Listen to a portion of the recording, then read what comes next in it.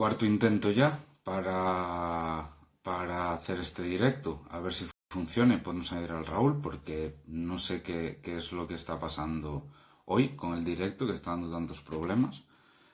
Lo siento mucho, me sabe mal por la gente que habéis estado entrando al directo y esperándolo, ¿vale? Porque está dando problemas. Vamos a seguir intentándolo a ver si funciona ya y podemos seguir con el directo. Estoy esperando a que os vayáis uniendo a la transmisión y a ver qué pasa.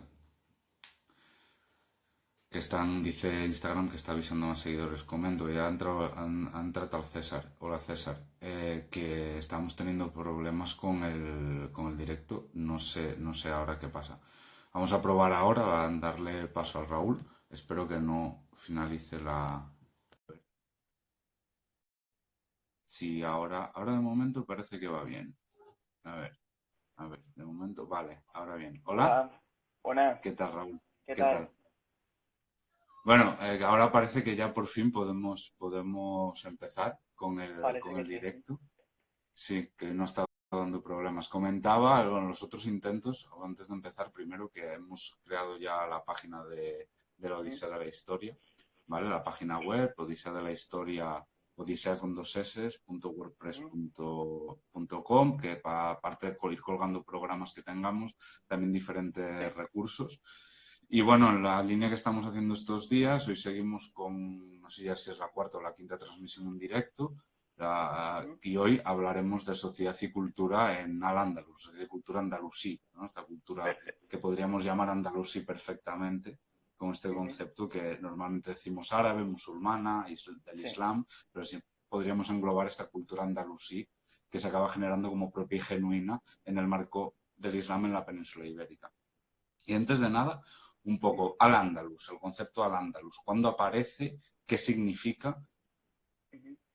Bueno, Al-Ándalus surge como un proceso, eh, la cultura andalusí, concretamente surge como un proceso de mezcla, por así decirlo, de la cultura que viene importada por los conquistadores y que también se trae de Oriente, intentando esas élites andalusíes imitar lo que se hace en Bagdad, en, en el levante mediterráneo, y también como resultado de lo que aquí existe, porque muchas veces se habla del componente extranjero de la cultura andalusí, pero hay que hablar también del componente autóctono, cosas tan simples como y tan característica de la cultura andalusí como es el arco de herradura, no es algo importado al andaluz, sino que es algo que ya existía en el andaluz y que, bueno, que ya existía, perdón, en la península y que los andalusíes potencian su uso y desde luego el más característico uso de estos arcos de herradura es el que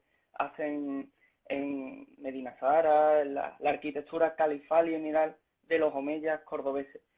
Entonces, el concepto del andaluz. Bueno, al andaluz, nosotros que tengamos información, la primera vez que se usa la palabra al andaluz es en un sello de plomo, datando en el 711-712, que, que se encuentra en el sur de la península y que pone Fat al andaluz, que significa reparto del andaluz.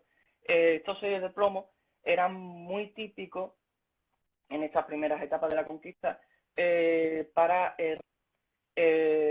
normalmente esos sellos de plomo eh, servían para sellar sacos de servían para sellar sacos donde se introducía el botín. Seguramente también hubiera listas, pero esas listas las hemos perdido. Y bueno, la palabra andaluz, pues hasta hoy en día los arabistas y los no se ponen muy de acuerdo en el Se nos corta origen un poco de la palabra. Algunos que se nos corta un poco Raúl, se nos corta un poco la conexión. pero bueno, ay, ¿el qué, perdón? Se corta un poquito, no me he enterado, disculpa. Sí, sí, sí, no, se corta un poco la conexión. Yo te estoy viendo mal y me va cargando todo el rato y a veces el audio se te va cortando. Vale, pues Si no me muevo, intento moverme de habitación, si no, si sigue cortándose. Si quieres, bueno, no sé si es por temas de cobertura, de conexión a internet, no lo sé, más que nada, Sí, yo más que nada porque aparte yo te estoy escuchando entrecortado y supongo que la gente que nos claro, está claro. viendo también te escucharán igual. Pues intento, si quiere, me cambio de habitación y lo intentamos, para que se escuche un poco mejor, ¿qué te parece? Perfecto. Sí, sí, como tú veas. Vale, pues,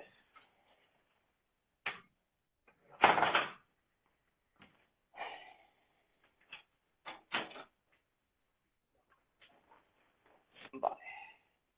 Pues no sé si se me ve un poquito mejor. ¿Se me Sí, escucha un poco ahora mejor? sí, Sí. Vale. sí. No, decía que el concepto de al-Ándalus, la palabra en sí misma surge, la primera vez que la tenemos documentada es en el 711-712, en un sello de plomo. Los sellos de plomo eran eh, objetos que utilizaban los árabes y bereberes que llegaron a la península para sellar los sacos de botín de las conquistas, y seguramente hubiera listados y muchas cosas asociadas a estos repartos de botín, pero no lo hemos conservado. Pero conservamos un sello de plomo donde se puede leer en árabe Fat al-Andalus, que significa reparto del Andalus. Eh, Esa es la primera vez que tenemos documentada la palabra al-Andalus por escrito.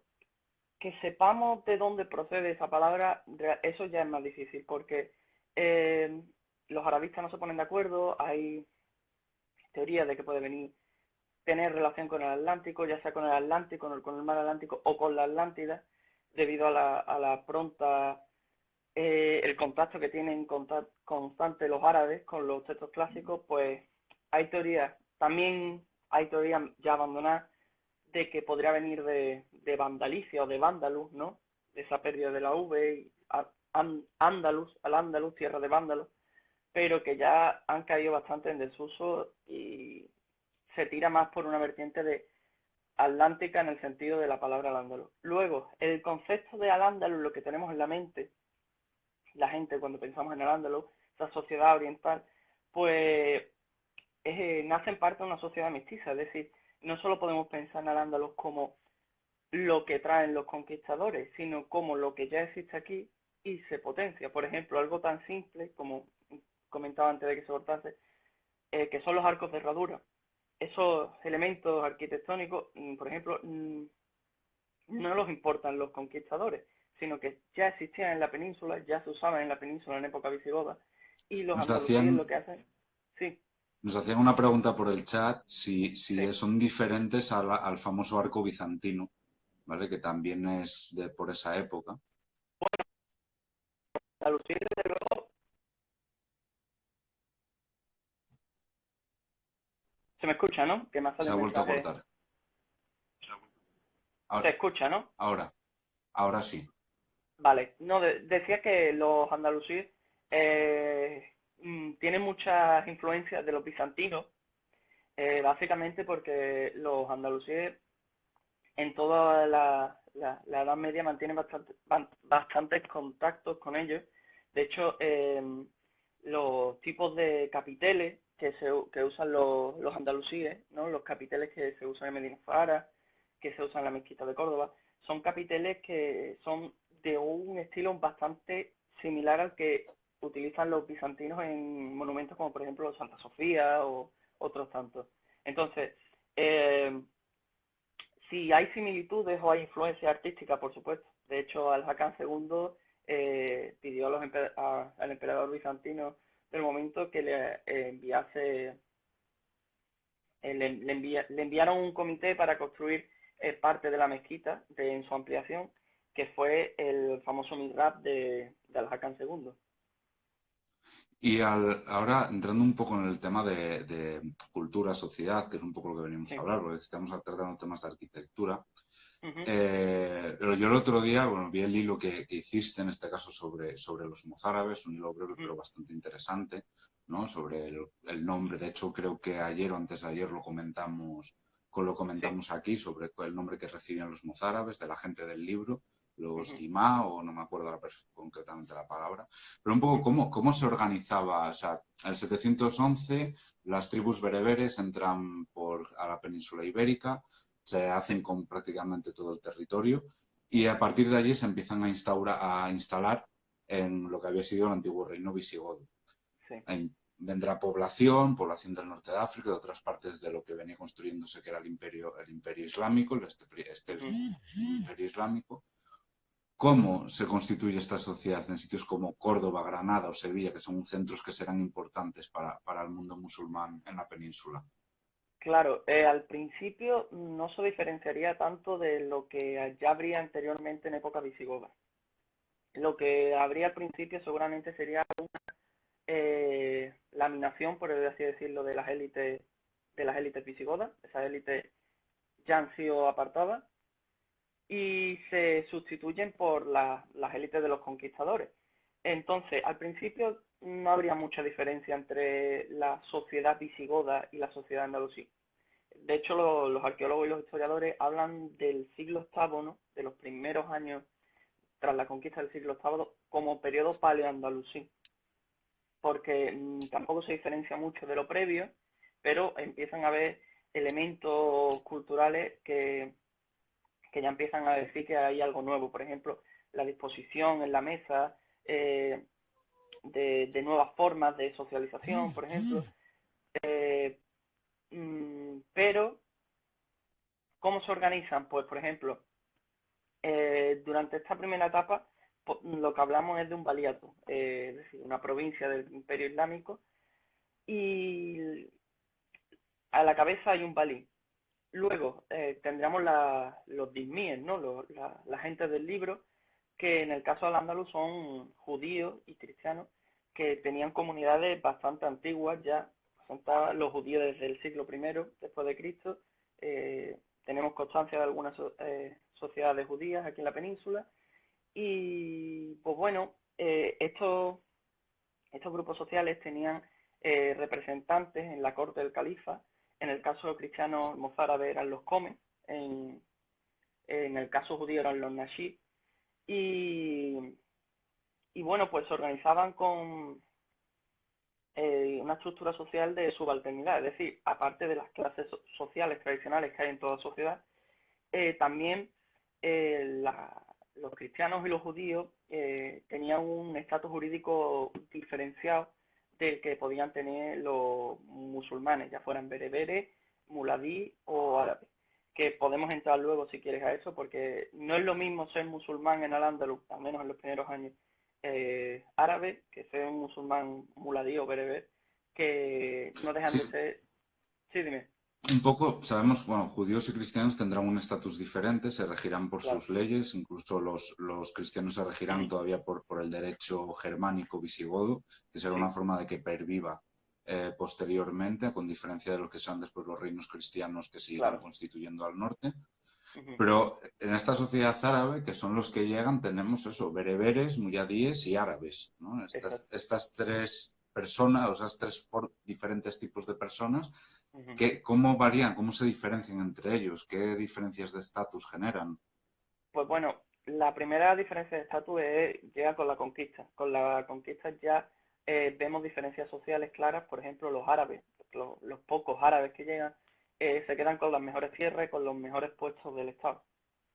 Los bereberes, sin embargo, son apartados a tierra más al norte, por ejemplo, el Duero, ¿no? El desierto del Duero, eh, son desterrados a zonas menos fértiles. Por ejemplo, los árabes se van asentando en el valle del Guadalquivir, en el valle del Ebro, en esa zona de, más por así decirlo, valles más fértiles, valles fluviales importantes, pues se van asentando allí los árabes. Mientras que los bereberes los van apartando a zonas también estratégicamente menos importantes.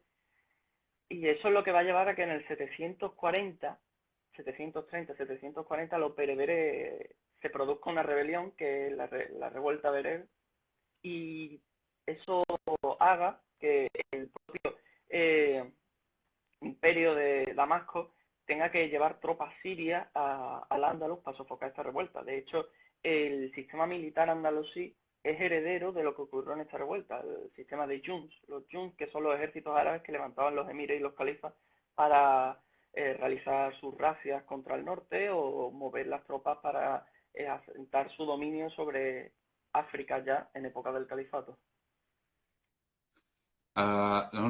Tenemos o sea, estos bereberes que se convierten en clase subalterna, ¿no? Supongo que vendría Sí. ya de la zona de Mauritania, del norte de África, de toda esta Mm, situación, ¿no? Que sí. vendría ya seguiría este problema, ¿no? Claro, Generando clase subalterna y aquí se implementa este sistema, de ¿no? En el hecho, que son... sí, sí, de hecho la revuelta bereber no solo se produce en Al-Ándalus, sino que esa revuelta bereber se comienza en África y salta al Andaluz. Es decir, que sí, la situación de subalternidad del pueblo bereber respecto al pueblo árabe ya venía de largo en ese califato de Omeya de Damasco. No es nada nuevo y de Jo- hecho la situación, sí, dime, José nos está preguntando si había terratenientes en el sur peninsular durante Al-Ándalus. Entiendo que, o sea, si había supongo que terratenientes. preguntarás por el sistema de terratenientes que supongo que se refiere o que tiene la idea en la cabeza del terrateniente en Andalucía durante el siglo XX, ¿no? Supongo que viene esta Sí, idea. Tengo que tener cuidado porque terrateniente pues sí que es mm, una tenencia, tener la tierra, mantener la tierra en propiedad, claro. pero que la terratenencia ha ido avanzando con el paso de los tiempos y no es lo mismo el terrateniente andaluz en el siglo XX que los terratenientes árabes en Al-Ándalus del siglo noveno, siglo X. Claro, de hecho, el problema de la del, de los terratenientes en Andalucía es heredero de la conquista del Andaluz y no previo al Andaluz porque lo que primaban al Andaluz era la pequeña propiedad, es decir, los andalusíes primaban más tener una buena posición en el Estado que una buena amplitud de tierra. O sea que, por así decirlo, sobre todo en época, por ejemplo, en el Emirato de Granada, no existían terratenientes en Al-Ándalus. Es O algo, sea, una situación que se da, será después de 1492, ¿no? claro, Cuando aparezca y esta en concentración Granada, de tierras. claro, y en Granada incluso mucho posterior, porque lo que se entrega las tierras a los colonos que cristianos, castellanos que van a Granada a poblar, eh, son pequeñas tierras que luego, a través de un proceso histórico, eso se irá aglutinando en torno a latifundios. En el Valle del Guadalquivir, por ejemplo, eso empieza en el siglo XIII y el gran latifundio, bueno, pues tiene su máxima expresión ya a principios del XX, finales del XIX. Pero sí, es una cosa que en Al-Ándalus no. De hecho, en Al-Ándalus lo que se primaban eran los contratos. Había un tipo de contrato que se arrendaba las tierras y eran muy específicos. O sea, no solo con el tiempo, sino con el modelo de producción que se tenía que llevar a, a esas tierras arrendadas. O sea que en ese tema los andalusíes no entendían la tierra como una manera de promoción social o de la que haya que aglutinar o apropiarse, como tenemos Que actualmente. en un momento dado, el califato de, bueno, Bagdad, la dinastía Sí, Omeya cae. sí, eh, si no me equivoco, porque siempre tengo lío con los nombres, Abderramán sí, escapará, Abderramán. Ujú, llegará al Andalus, esto lo sabemos todos ujú, de haber hecho la asignatura de Historia de España, y se iniciaron una claro, serie no solo de revueltas en Al-Ándalus, en esta provincia del imperio, sino por todo el imperio, con la claro. caída del califato omeya, que llevará a una nueva situación, ¿no? Datándolo un poco, porque yo personalmente ahora mismo no me acuerdo de los años cuando se produce esto.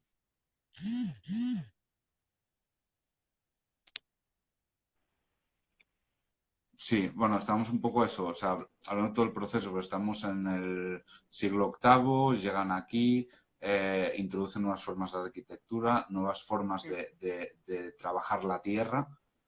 Tenemos una sociedad dividida un poco para hacer un poco de resumen y a la gente que va llegando, con lo cual tenemos dentro de los propios árabes, que, o sea, gente de origen bereber, tenemos los bereberes, los muyadíes y los árabes que llegan aquí a la península. Todavía no hemos hablado de los muyadíes, un poco quiénes Yo, son, y después tendríamos estos mozárabes, que serían estos cristianos claro. que quedan aquí, más la población judía, que también se quedarán viviendo aquí dentro de la nueva situación. Respecto a los muladíes que son los, los indígenas o autóctonos peninsulares que deciden pactar con los conquistadores y convertirse al Islam, pues en parte, gran parte de la élite eh, ibérica, en el sentido de que, por ejemplo, una de las familias más muladíes son los, ¿no? Los hijos de Casio, que deciden convertirse al Islam, ¿no? El Casio, un hombre godo. Entonces, claro, eh, este hombre godo, que es Casio, pues al su descendencia y tanto él como su descendencia convertirse al Islam, pues crean un linaje de muladíes. Esto no es solo un caso excepcional, sino que gran parte de la nobleza visigoda o hispano-romana lo hace. De hecho, es muy curioso porque en Al-Ándalus la propiedad de la tierra se empezó a transmitir a los linajes árabes a través de los matrimonios mixtos, es decir, un árabe que llegaba, un conquistador, que se casaba con la hija de un personaje importante de alguna localidad o de algo, y a través de así se mezclaban los dos linajes y creaban, por una parte, se conseguía el sustento económico que daba la tierra, la aportaba la mujer, y por otro, el sustento, por así decirlo, de la fuerza que daba el linaje árabe y de la preeminencia social, porque tengamos en cuenta que el Andaluz es una sociedad eh, árabe, y en las sociedades árabes, ser árabe eh, tiene mucha importancia social, y de hecho, muchos linajes serán árabes porque tienen un antepasado árabe, muchas veces real, muchas veces mítico, pero eso hace que les otorgue un prestigio social y les permita ocupar cargos en las administraciones que de otra manera, siendo bereberes o, o muladíes, les costaría muchísimo más, y ya ni quiero decir de ser mozárabes o judíos, lo que no quiere decir que no los hubiera.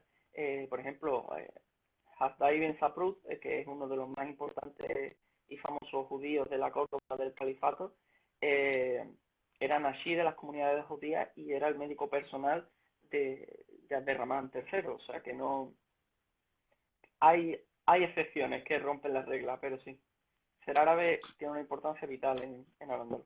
Con el fin de este primer imperio árabe fuerte y consolidado, Mm, cuando el territorio de Al-Ándalus se convierte en un emirato, si no me equivoco, de sí, los conceptos, sí, un ¿qué emirato. empezamos a encontrar a partir de ahí, previamente ya después de algún cambio sustancial a nivel cultural y a nivel social en la sociedad andalusí? Bueno, en la sociedad andalusí tal vez no, tal vez haya que esperar todavía un poquito hasta el siglo noveno para poder decir que empezamos a ver una sociedad ya más orientalizada. Y no será hasta el siglo X cuando podamos decir que es una sociedad totalmente islámica, oriental, de mayoría islámica, pero con la llegada de Abderramán I y la independencia del califato de Bagdad, eh, lo que se produce en Al-Ándalus es un cambio de paradigma, porque antes eran una provincia o un imperio, ahora son un, un país independiente. Entonces, en ese sentido, lo que se produce es que Abderramán consigue unificar al Andaluz, porque al Andaluz estaba hasta ese momento bastante hostigado por las guerras civiles que se producían, por las revueltas, como la de los bereberes. Entonces, se consigue una cierta paz social, por así decirlo. Y bueno, socialmente podríamos decir que, ya te digo, los mozárabes sigue siendo el grupo dominante, hay un grupo judío también importante, pero todavía los musulmanes van a ser un grupo minoritario, y esto hay gente que les cuesta entender esto, pero Al-Ándalus no será hasta el califato a mediados del siglo X cuando se convierte en una sociedad islámica de mayoría islámica. Antes lo que tenemos es una sociedad con unos gobernantes musulmanes, pero cuya población es es cristiana mayoritariamente o judía. De hecho, y enlazando un poco el mito de las tres culturas, ¿no? ¿Por qué se habla muchas veces de la tolerancia en el Andaluz o de que era un lugar de tres culturas? Personalmente no soy muy partidario de esa idea. Mm, en Al-Ándalus no hubieran tres culturas, hubo una, que era la cultura andalusí, pero que se expresaba, pues bueno, en diferentes religiones, como puede ser la cristiana, la judía o la islámica.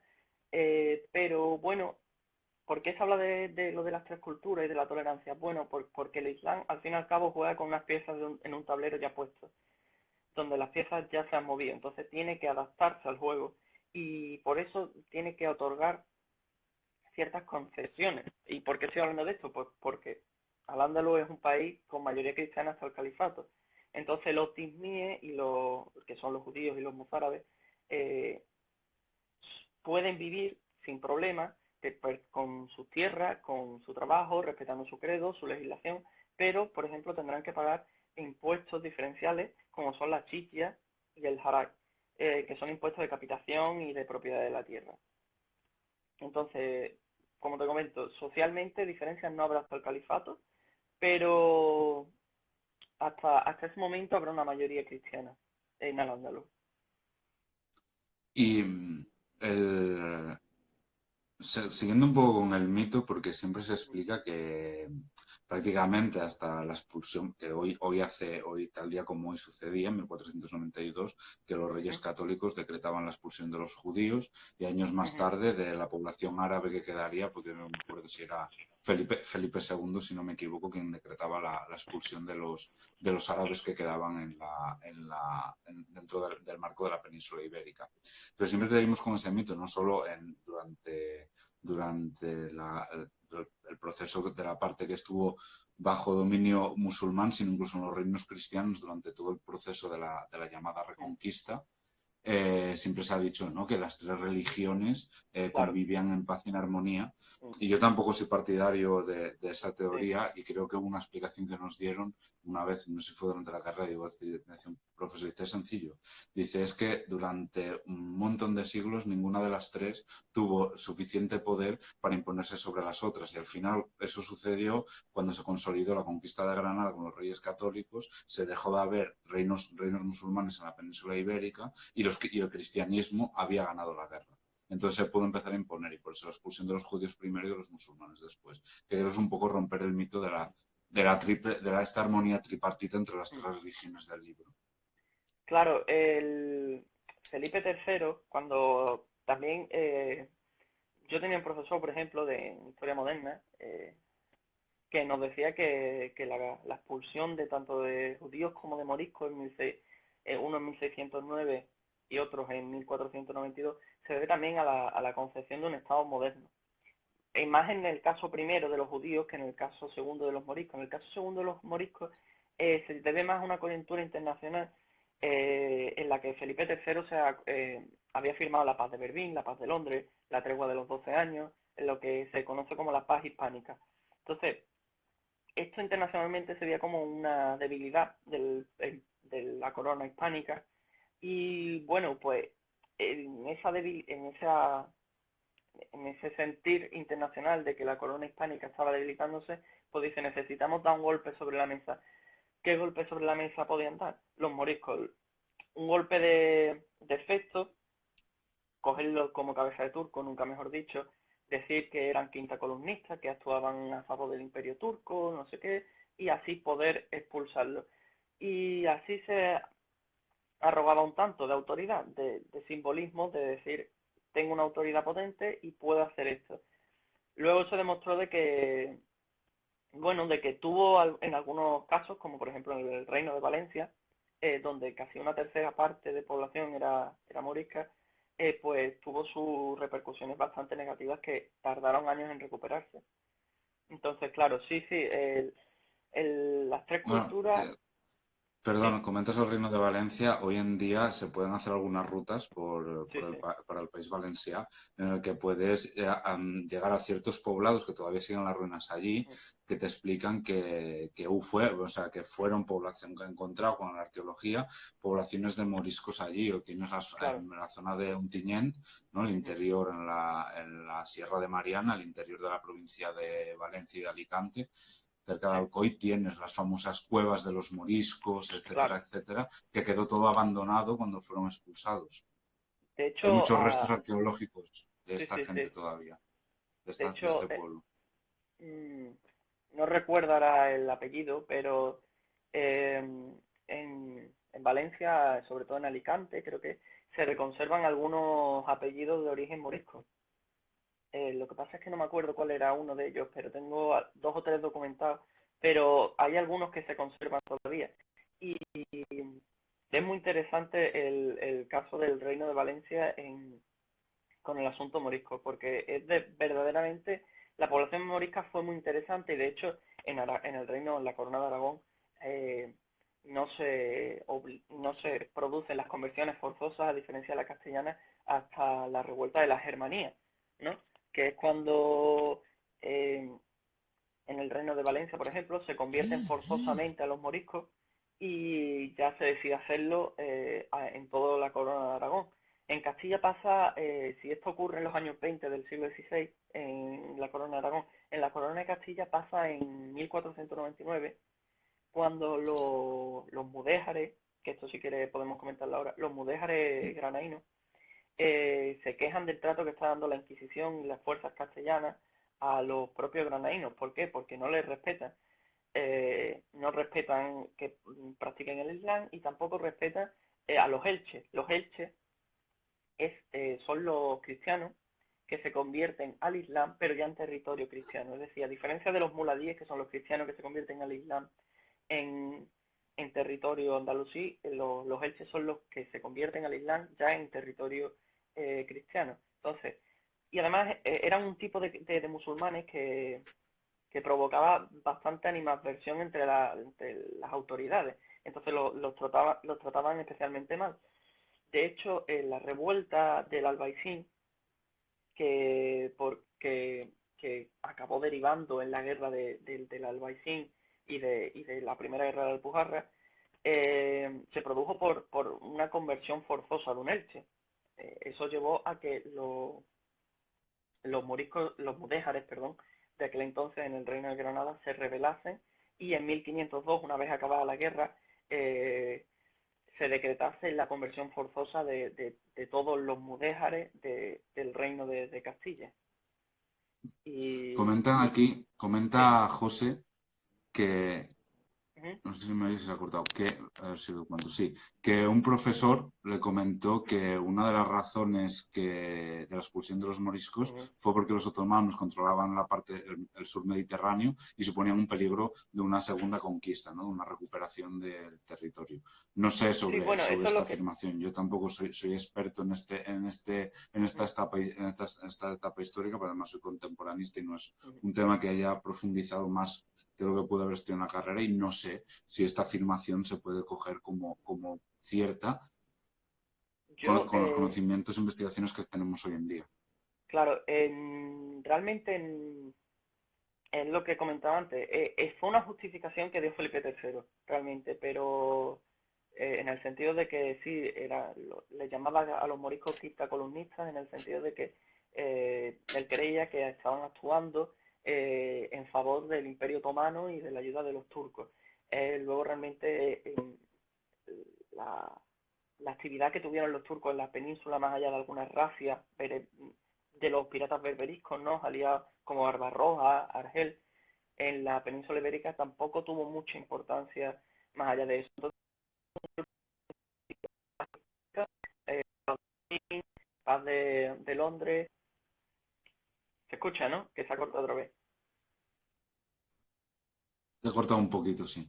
Sí, bueno, y eso, y la tregua de los 12 años con los protestantes holandeses. Entonces, es más un golpe sobre la mesa, una respuesta de autoridad de una monarquía que se está viendo internacionalmente cuestionada, que realmente un objetivo real de autodefensa de la monarquía hispánica. Entonces entramos, bueno, hemos saltado un poco de todo el mundo andalusí, nos hemos ido justo a lo que sería después al Sí. final de la Reconquista, ¿no? La imposición del cristianismo sobre toda la población, una cultura árabe que sobrevive, es una cultura andalusí que irá sobreviviendo de forma cada vez más precaria, que se irá fusionando con la nueva cultura cristiana. Un ejemplo de ellos es la Alhambra en Sevilla, ¿no? Que se construirá una catedral en medio si no me La, equivoco. bueno, la Alhambra de Granada, pero la Catedral de Perdón, Sevilla, sí, la catedral, bueno, la catedral de Sevilla, que realmente era una mezquita, pero siempre los exacto. confundo.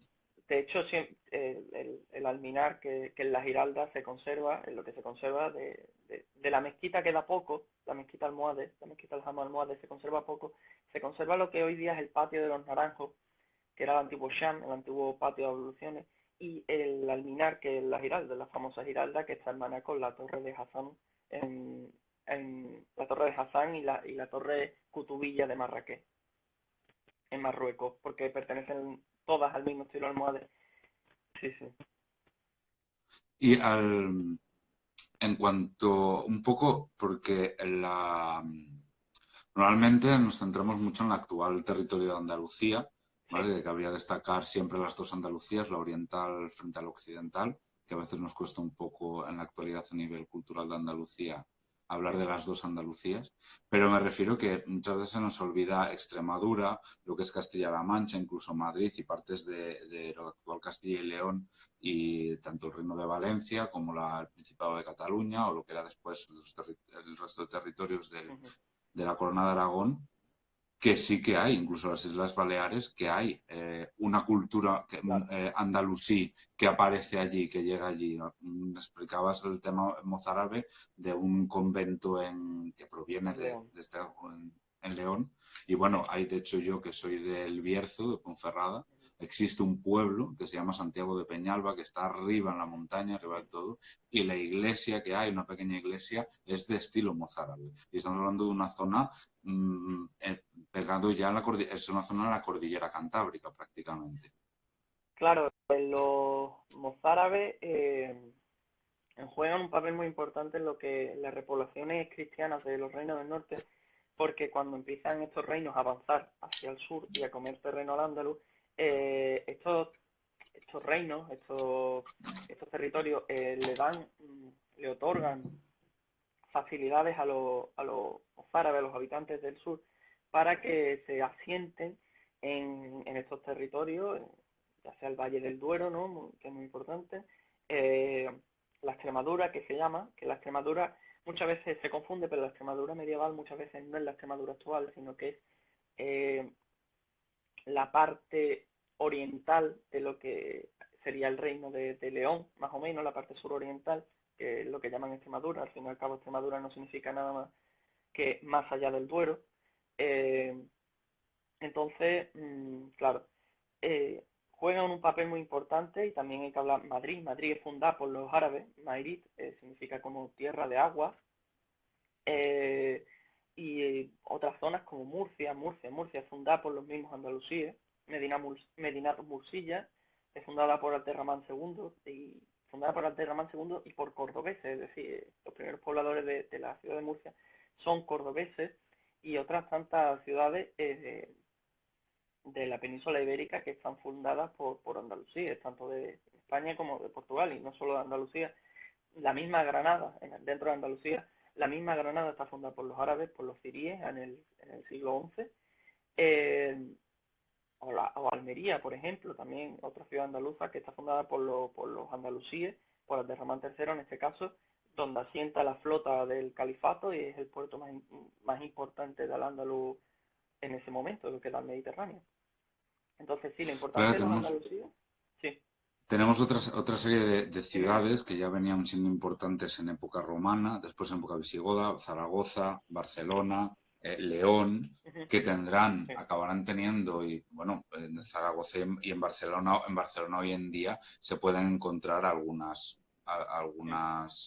zonas, por lo menos al menos inicialmente. Quedan muy pocos vestigios porque el tiempo que estuvieron es cierto que al final fue poco, porque después la Ujú. llegada de Carlomagno Sí, repentina a finales del siglo VIII, pocos años después, no dio tiempo a nada realmente al establecer la marca hispánica en el Llobregat, pero bueno, sí que se encontraron, ¿no?, tierra de que al final sí que hay vestigios culturales de una población ya fue andalusí, que sí que estaba en contacto con Barcelona, ¿no? Porque a veces tenemos que romper un poco, creo yo, esta idea de unas fronteras estancas entre los reinos cristianos y los reinos musulmanes, cuando existían a veces en épocas de tregua contactos comerciales y tráfico, y, bueno, y afluencia de personas de una banda y claro. la otra de.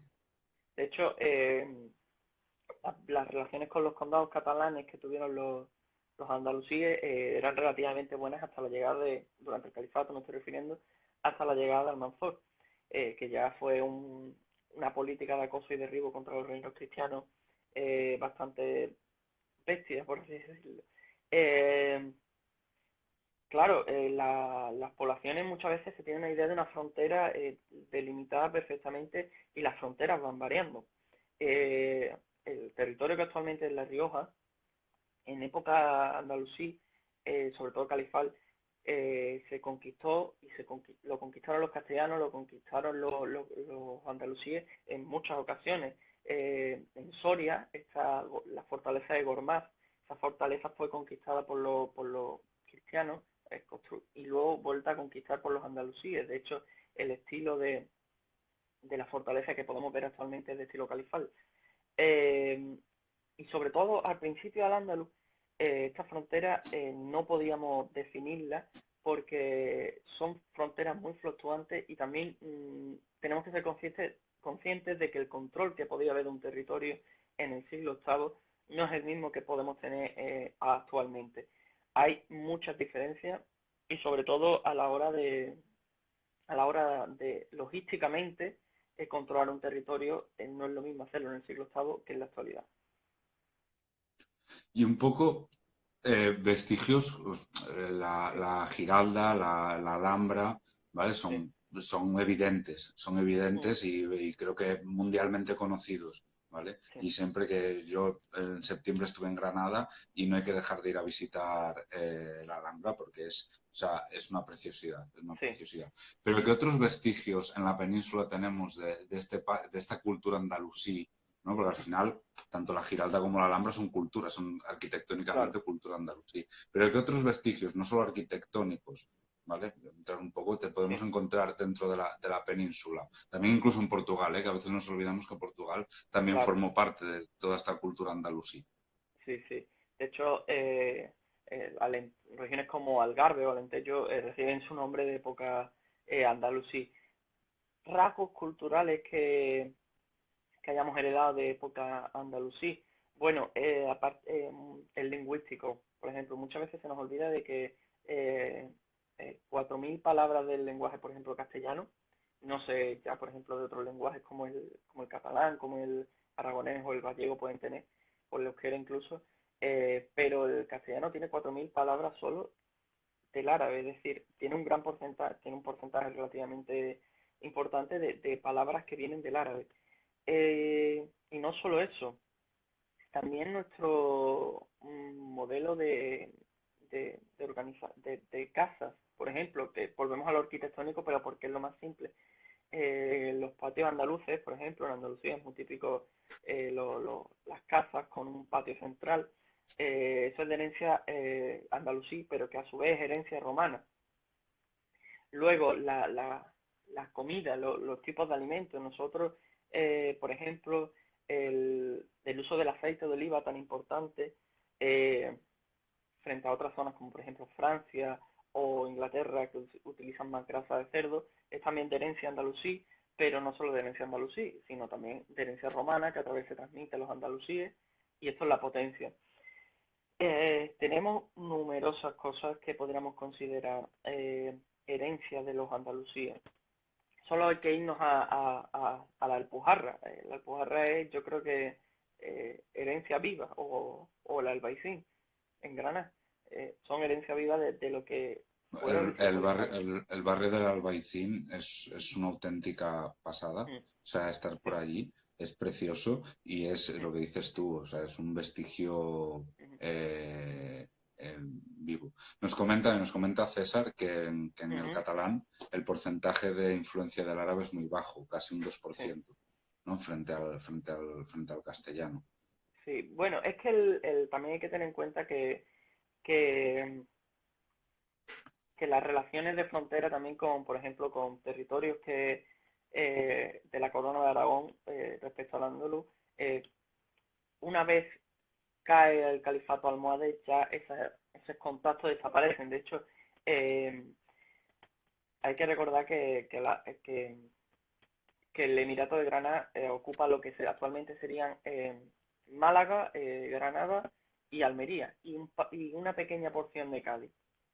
De hecho, hay una cosa muy interesante que los mudéjares portugueses, hablando un poquito de Portugal, que la tenemos olvidada, muchas veces estoy de acuerdo contigo, los mudéjares portugueses son expulsados de Portugal en 1900, en 1400, perdón, 94, 2 años después de que se conquista.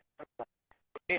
Porque consideran que ya no hay ningún poder andalusí en la península y ya consideran de que tienen la fuerza, la capacidad para eliminar esa población. De hecho, es muy interesante porque los reyes católicos permiten que esos antiguos mudéjares portugueses se asienten en lo que actualmente sería el reino de Sevilla.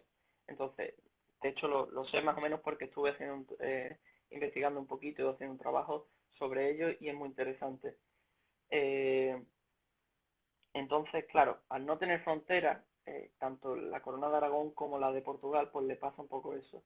De hecho, es muy curioso eh, porque son reacciones diferentes las que toman la corona de Aragón de la de Portugal. Mientras que Portugal dice, ya no hay poderes islámicos en la península, voy a quitarme la población islámica de en medio, la corona de Aragón los mantiene y de hecho será el último eh, reino peninsular que convierta forzosamente a la población islámica, por así decirlo. Porque, por ejemplo, Navarra también, que es otro reino cristiano que se nos olvida muchas veces, eh, no convierte a la población forzosamente al cristianismo hasta que son conquistados por Fernando II de Aragón y añadidos a la corona castellana. Entonces, claro, Es muy interesante. Bueno, sí, hay que recordar que el fin del Reino de Navarra se produce con Fernando II, Fernando el Católico. el Él católico, era exactamente. el segundo de Aragón, el primero de Castilla, que será quien conquiste Navarra, lo que queda del Reino de Navarra, que es parte actual de la actual comunidad autónoma de Navarra y de Euskadi, que quedará integrada a la corona de Castilla. Yo no sé si la gente que nos está viendo tiene alguna duda, alguna pregunta más que quiera hacer, algún comentario, porque bueno, ha habido varios, intento repasar, no sé si todos han sido resueltos, se ha quedado alguna cosa en el tintero. Habíamos hablado del terratenientes, el latifundio. Sí.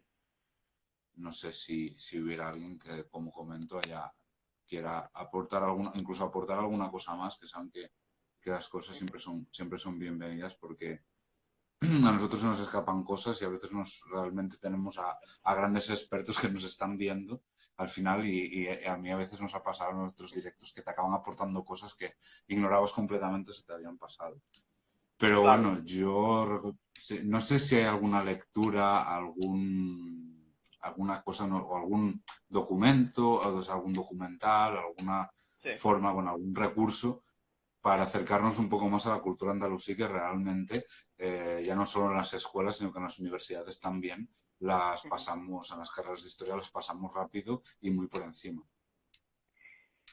Bueno, Mira, José, perdón, José nos pide algún tema sobre la concentración de la tierra en Al-Ándalus. ¿Alguna web algún, también? en lo que respecta a páginas web y a textos y documentos, yo recomiendo siempre Historia de Al-Ándalus. Es una página web que llevan un montón de investigadores de, pues de diferentes puntos de España, como puede ser Alejandro García San Juan, como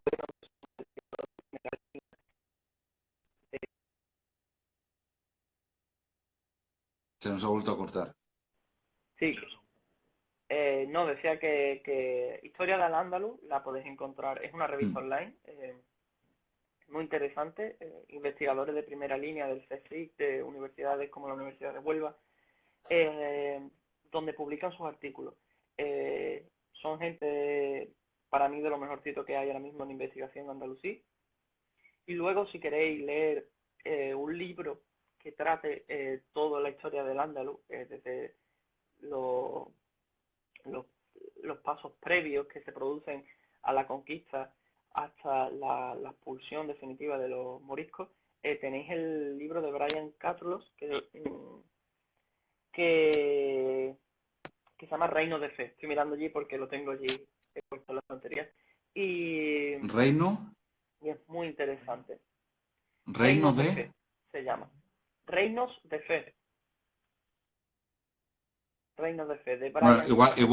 igualmente, si no ha quedado claro, después el Raúl me lo pasará por mensaje y yo Sin os lo problema. colgaré por las redes sociales Claro. sin problema, ¿vale? Pero bueno, Respecto.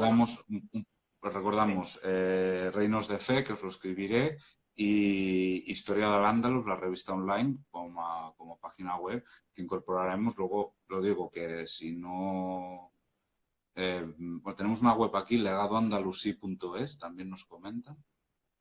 Sí, creo que es un blog, ¿no? Puede ser. Es que no lo he mirado mucho, Legado Andalusí. Puede ser. Bueno, Me suena. lo apuntaremos en el tintero para echarle un Mm. vistazo. Y respecto Que, al tema de la concentración de tierra en el Andaluz, eh, hay un profesor de la Universidad de Granada, muy bueno, que se llama Malpica, Antonio Malpica, que se dedica a la investigación de la propiedad de la tierra, de la agricultura en el Andaluz, y recomiendo cualquier libro suyo, es muy interesante, es un tío que investiga, se dedica a la investigación, sobre todo del Emirato de Granada, es también de lo que más textos y más fuentes tenemos para tratar. Entonces, Malpica de la Universidad de Granada, si queréis leer algo sobre tierras de Al-Ándalus. Y luego, si queréis leer morisco, ya por poner un poquito más, tenéis eh, tenéis algunos libros de unos profesores de la Universidad de Sevilla que se llaman Chávez, perdón, Chávez y Rafael Mauricio y Chávez, que son unos de los investigadores ahora mismo que están sacando más textos sobre los moriscos sobre todo del Reino de Sevilla, claro, al estar en la Universidad de Sevilla son lo que más tratan, los del Reino de Sevilla. Y luego también, si queréis un poquito, ya por extenderme, tenéis, por ejemplo, Villarrubia de los Ojos, que es otro libro que trata sobre los moriscos de ese mismo pueblo, o Historia de los moriscos en el Reino de Granada, que también es muy interesante. Con todo eso tenéis bibliografía para algunos creo que están en PDF en internet, o sea que creo que se pueden encontrar fácilmente, que ya ahora me está doy. complicado, y algún lado para buscarlo. Bueno, a través de Google buscadores Claro, serán fáciles de encontrar y sí, sí, ver perfectamente. Yo intentaré luego hacer por redes sociales yo te los una paso todos, breve si no. lista, porque la gente... Sí, igualmente yo te digo, los he ido apuntando ahora, intentaré dar los títulos, los nombres de los libros, las webs Ujú, y todo eso sí, que hemos ido encontrando. Pues nada, Raúl, muchísimas gracias por haber estado gracias. aquí con nosotros en este directo y por habernos hablado de la cultura andalusí un poco y del mundo andalusí, que siempre lo tenemos bastante olvidado y denostado. Y nada, como siempre, bueno, un placer haber conectado hoy con Andalucía, porque llevamos unos días conectando solo por aquí, por dentro de Cataluña, y parece que empezamos a expandirnos un poco. Y nada, Me siempre alegro. serás bienvenido y invitado a nuestro humilde programa, ¿vale? Muchas gracias, Iván. Un abrazo y buena tarde. Igualmente. Merci, que vagi bé. Adiós. Vale, jo ja, ara si ho faré en català, jo ja m'acomiado de totes vosaltres. Gràcies per haver participat. Veig que cada dia participeu més en els directes, per haver vist un altre dia aquest directe. Demà sí, a mi em vaig equivocar, demà sí que tindrem el Xavier Ramos, el meu amic, que ha estudiat a la República Democràtica d'Alemanya, i parlarem d'això, de la República Democràtica d'Alemanya, i de fet ell ho farà des de Berlín perquè ara mateix està allà a Berlín, així que connectarem amb Berlín per parlar de la República Democràtica. Com sabeu, tan aviat puguem, tindrem aquest vídeo també al nostre canal de YouTube, val? I, bueno, si voleu passar-vos pel nostre nou web per anar fullejant una mica, sereu benvinguts. Moltes gràcies i fins demà.